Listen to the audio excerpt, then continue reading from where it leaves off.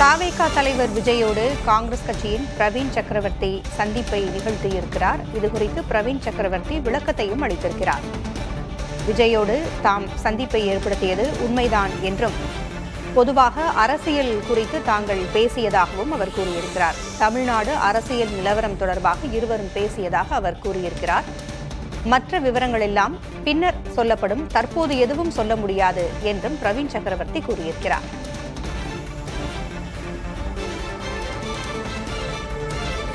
கரூர் துயர சம்பவத்திற்கு பிறகு தாவேகா தலைவர் விஜயோடு காங்கிரஸ் கட்சியினுடைய மூத்த தலைவர் ராகுல் காந்தி தொலைபேசியில் விஜயோடு பேசியிருந்தார். இந்நிலையில் தற்பொழுது காங்கிரஸ் கட்சியினுடைய நிர்வாகி பிரவீன் சக்கரவர்த்தி விஜயை நேரில் சந்தித்திருக்கிறார். இருவரும் ஆலோசனையும் நடத்தியிருக்கிறார்கள். பொதுவாக தமிழ்நாடு அரசியல் நிலவரம் குறித்து இருவரும் பேசியதாக பிரவீன் சக்கரவர்த்தி கூறியிருக்கிறார். மற்றவை குறித்து தற்போது எதுவும் சொல்ல முடியாது என்றும் அவர் பேசியிருக்கிறார்.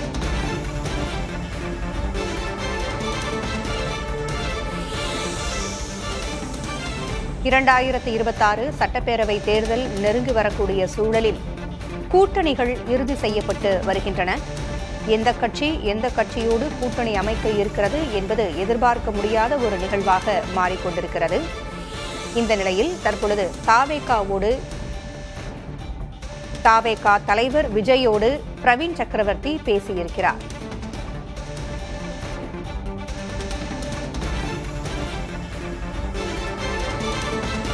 ராகுல் காந்தியினுடைய நெருக்கமான நிர்வாகியாக இருந்து வருகிறார் பிரவீன் சக்கரவர்த்தி. இந்நிலையில் கரூர் துயர சம்பவம் குறித்து தொலைபேசியில் தாவேகா தலைவர் விஜயோடு ராகுல் காந்தி ஏற்கனவே பேசியிருந்தார். இந்நிலையில் அவருக்கு நெருக்கமாக இருக்கும் காங்கிரஸ் கட்சியினுடைய நிர்வாகி பிரவீன் சக்கரவர்த்தி தாவேகா தலைவர் விஜயை சந்தித்து பேசியிருக்கிறார். பொதுவாக அரசியல் நிலவரம் குறித்து இருவரும் பேசியதாக அவர் தெரிவித்திருக்கிறார். மற்ற விவரங்கள் பின்னர் தெரிவிக்கப்படும் என்றும் அவர் கூறியிருக்கிறார்.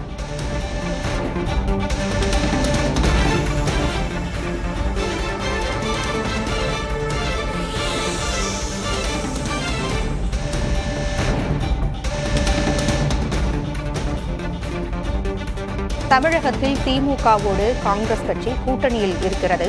இந்நிலையில் திமுகவோடு கூட்டணியில் இருக்கும் காங்கிரஸ் கட்சியைச் சேர்ந்த ஒரு நிர்வாகி தாவேகா தலைவர் விஜயை சந்தித்திருப்பது அரசியல் வட்டாரங்களில் பேசுபொருளாகி இருக்கிறது.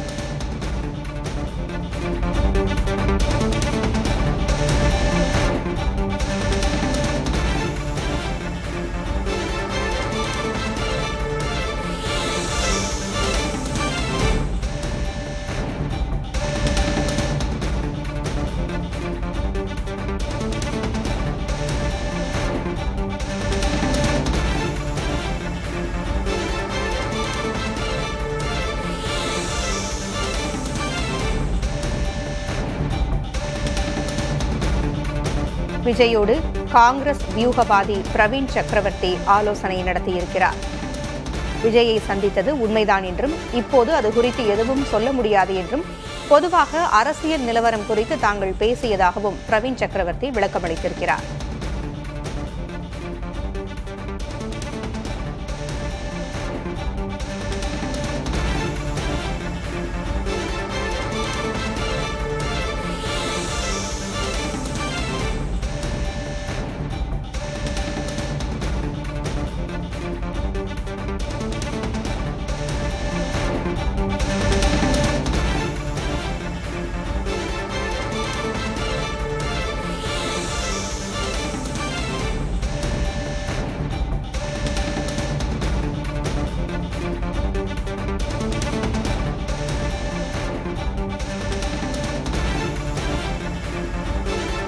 சென்னையில் தாவேகா தலைவர் விஜயை காங்கிரசின் நிர்வாகி பிரவீன் சக்கரவர்த்தி சந்தித்திருக்கிறார். இருவரும் ஆலோசனை நடத்தியதாக கூறப்படுகிறது. இந்நிலையில் விஜயை தான் சந்தித்து பேசியது உண்மைதான் என்று பிரவீன் சக்கரவர்த்தி கூறியிருக்கிறார். அதோடு தமிழக அரசியல் நிலவரம் குறித்து இருவரும் பேசியதாகவும் பிரவீன் சக்கரவர்த்தி கூறியிருக்கிறார். மற்ற விவரங்கள் குறித்து தற்போது கூற முடியாது என்றும் கூறியிருக்கிறார். பிரவீன் சக்கரவர்த்தி ராகுல் காந்தியினுடைய நெருக்கமான ஒரு காங்கிரஸ் நிர்வாகியாக இருக்கிறார். இந்நிலையில் விஜயுடனான அவரது சந்திப்பு அரசியல் வட்டாரங்களில் பேசுபொருளாகியுள்ளது. கரூர் துயர சம்பவத்திற்கு பிறகு தாவேகா தலைவர் விஜயை தொலைபேசியில் தொடர்பு கொண்டு பேசினார் காங்கிரசின் ராகுல் காந்தி. இந்நிலையில் தற்பொழுது டெல்லியில் இருக்கக்கூடிய காங்கிரசினுடைய நிர்வாகி வியூகவாதி பிரவீன் சக்கரவர்த்தி தாவேகா தலைவர் விஜயை சந்தித்திருப்பது பேசுபொருளாகியுள்ளது. இதுகுறித்து பேசுவதற்காக நமது தொலைபேசி இணைப்பில் மூத்த பத்திரிகையாளர் தராசு ஷியாம் இணைந்திருக்கிறார். பேசலாம். வணக்கம் சார். விஜயோடு பிரவீன் சக்கரவர்த்தி சந்திப்பு புதிதாக ஒரு பேசுபொருளாகி இருக்கிறது, உங்களுடைய கருத்து என்ன? பிரவீன் சக்கரவர்த்தி ராகுல் காந்திக்கு நெருக்கமானவர். நீங்க சொன்ன மாதிரி ஒரு வியூகவியலாளர். அவருக்கு குறிக்கோள் மயிலாடுதுறை தொகுதியிலே அவர் எம்எல்ஏ ஆக வேண்டும் என்று நினைக்கிறார். அதற்காக காய் நகர்த்தி வருகிறார். சில தினங்களுக்கு முன்பு கூட காசை கொடுக்காமல் கூட்டம் கூடுவது விஜய்க்கு மட்டும்தான் என்று ரொம்ப சிலாகித்திருந்தார் அவரது ட்வீட் ஒன்றிலே. எனவே முக்கியத்துவம் வாய்ந்ததுதான்.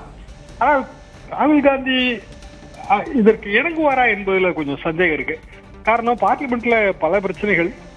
அப்போ ஒரு ஷவுட்டிங் பவர் வேணும்.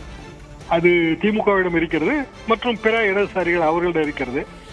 எனவே அவர்கள் அனைவரின் ஆதரவும் ராகுல் காந்திக்கு தேவை. எதிர்கட்சி தலைவராக அவருக்கு அவசியம் தேவை. எனவே பெரிய அளவுக்கு இந்த மாறுதல் ஏற்படுவதற்கு வாய்ப்பு இல்லை என்று நான் கருதுகிறேன். ஒருவேளை இதன் மூலமாக அதிக எண்ணிக்கையிலான இடங்களை பெறுவதற்கு காங்கிரஸ் முயற்சிக்கலாம்.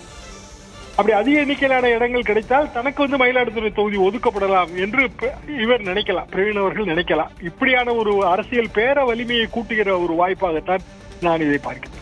இப்ப இவருடைய சந்திப்பு என்பது ராகுல் காந்தியினுடைய அறிவுறுத்தலின் பேரில் தான் நடந்திருக்குன்னு சொல்றீங்களா? ராகுல் காந்தி அறிவுறுத்தலின் பேரில் நடந்திருக்காது. ஒரு வாய்ப்பு, ஒரு எக்ஸ்ப்ளோரேஷன் இருக்குல்ல, பொலிட்டிக்கலா எக்ஸ்ப்ளோர் பண்ணுவதுல தவறுன்னு சொல்ல முடியாது. ராகுல் காந்தியிடம் அதுக்கான ஃபீட்பேக் அவர் கொடுப்பாரு. பட் இறுதி முடிவு காங்கிரஸ் கட்சியை பொறுத்தவரை, தேசிய கட்சிகள் பொறுத்தவரையில் அது மேலிடம் தான். அப்படி என்றால் ராகுல் காந்தி எத்தகைய முடிவு எடுப்பார் என்பதை நம்மால் யூகிக்க முடிகிறது. அகில இந்தியாவிலே நிலவுகிற அரசியல் அழுத்தங்களை வைத்து பார்க்கும்போது கண்டிப்பாக திமுக கூட்டணிக்கு தான் போவார். இன்றைக்கு கூட புட்டின் அவர்கள் இங்கு வந்திருந்த போது எதிர்கட்சி தலைவர்களை எல்லாம் பார்ப்பதற்கு வாய்ப்பே தருவதில்லை. மன்மோகன் சிங் ஆட்சி காலத்தில் இது பாரம்பரிய வழக்கமாக இருந்தது. வெளிநாட்டு தலைவர்கள் வரும்போது எதிர்கட்சி தலைவர்களை சந்தித்து உரையாட வேண்டும் என்று ராகுல் காந்தி குறிப்பிட்டிருந்தார். அப்படியான கருத்துக்களுக்கெல்லாம் ஆதரவு என்பது எதிர்கட்சி வரிசையிலே திமுகவிடமிருந்து இடதுசாரிகளிடமிருந்து வர வேண்டும். அதே ராகுல் காந்தி எதிர்பார்ப்பார்.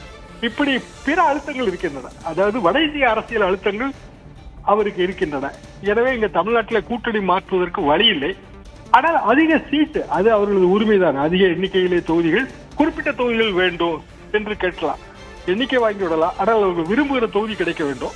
அதற்கான ஒரு புற அழுத்தத்தை தருவதற்கான ஒரு முயற்சியாக இருக்கலாம். நன்றி சார். இணைப்பிற்கு உங்களுடைய கருத்துக்களை பகிர்ந்தமைக்கு நன்றி. நமது தொலைபேசி இணைப்பில் பத்திரிகையாளர் சுவாமிநாதன் இணைந்திருக்கிறார். சுவாமிநாதன் வணக்கம். தாவேகாவோடு கூட்டணி குறித்து காங்கிரஸ் நிர்வாகி பிரவீன் சக்கரவர்த்தி பேசியிருப்பாரா? இந்த சந்திப்பு எதை உணர்த்துகிறது? இல்ல, இந்த சந்திப்பினுடைய மையமே திமுகவுக்கு ஒரு நெருக்கடி கொடுக்கணும் அப்படிங்கறத நோக்கி காங்கிரஸ் நகர்ந்திருக்காங்க அப்படின்னு தான் பாக்குறேன்.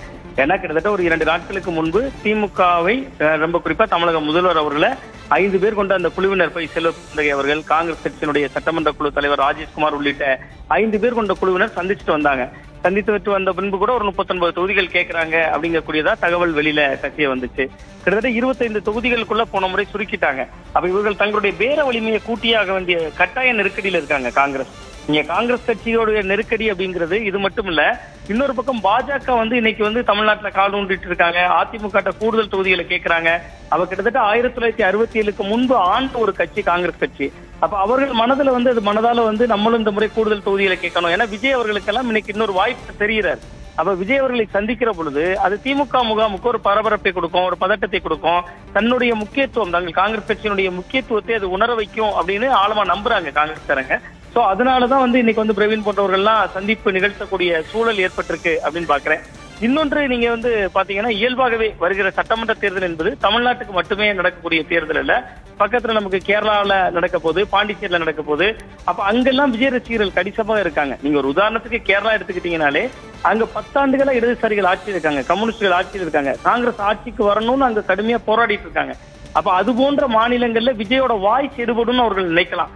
நீங்க என்னதான் நம்ம சொல்லலாம், கேரளா ஒரு முற்போக்கான மாநிலம், அங்க கணிசமான அளவுக்கு திரைப்படத்தை பார்த்து விட்டு ஓட்டு போடுற கல்ச்சர் இல்லைன்னா நம்ம பேசினாலும் கூட காங்கிரஸ் அங்க கிட்டத்தட்ட விஜய் படங்கள் ரிலீஸ் ஆகிற அன்னைக்கு மோகன்லால் மம்முட்டி படமே வர்றதில்ல.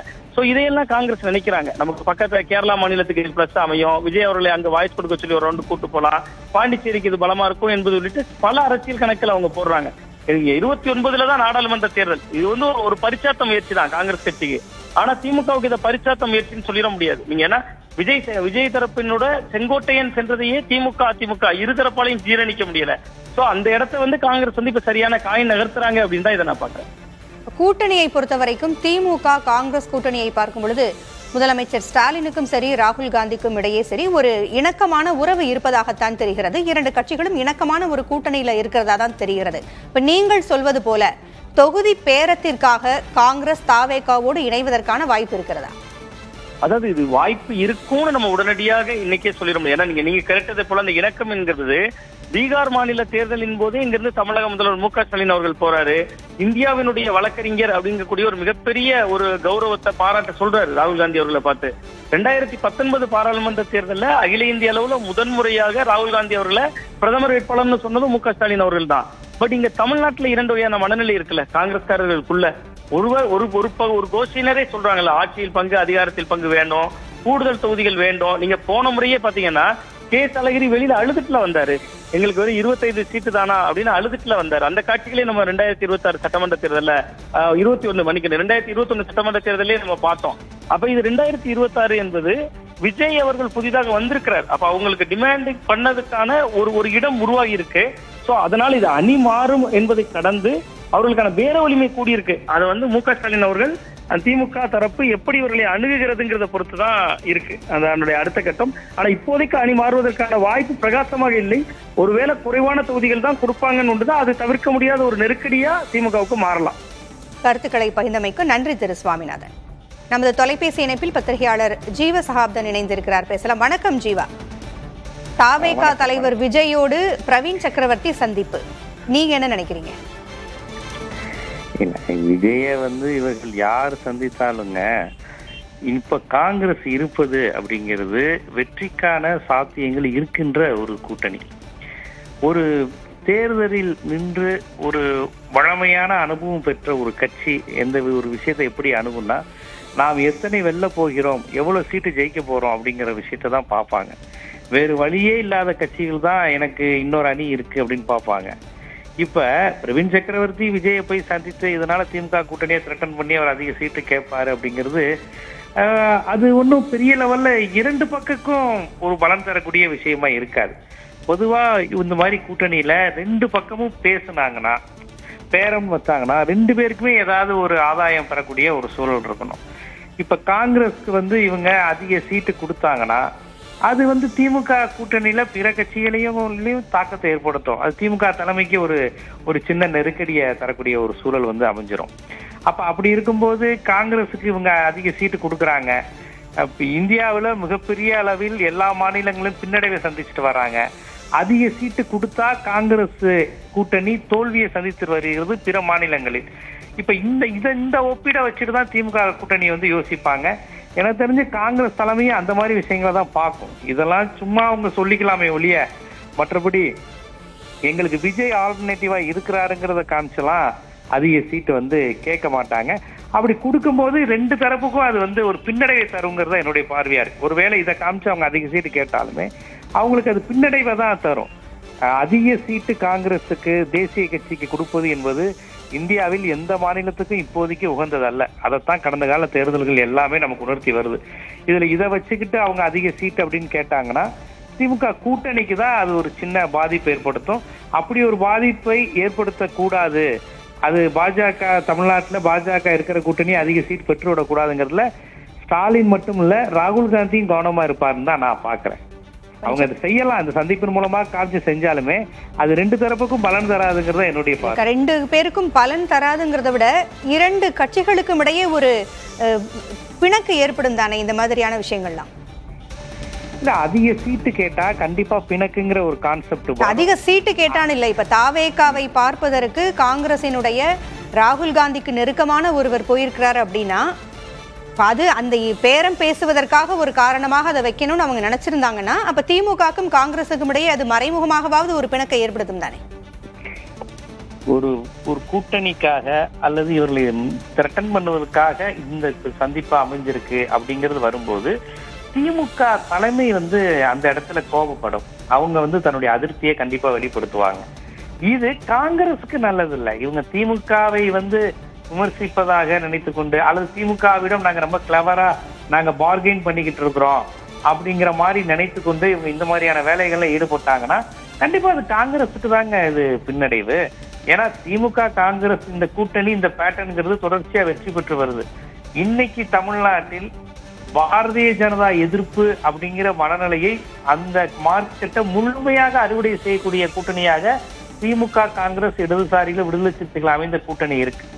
இதுல இவங்க வந்து விஜய் ஒரு ஆல்டர்னேட்டிவ் ஃபோர்ஸ் அப்படிங்கிற மாதிரி எல்லாம் காங்கிரஸ் காமிக்க நினைச்சாங்கன்னாலோ, அல்லது திமுக கிட்ட இதே பார்த்து பாருங்க எங்களுக்கு வேற ஆல்டர்னேட்டிவ் இருக்கு அப்படின்னு சொன்னாங்கன்னாலயோ, அதனால ஒரு பிரச்சனை வந்துச்சுன்னா அந்த பாதிப்பை அதிகம் சந்திக்கக்கூடிய கட்சியா காங்கிரஸ் தான் இருக்கும்.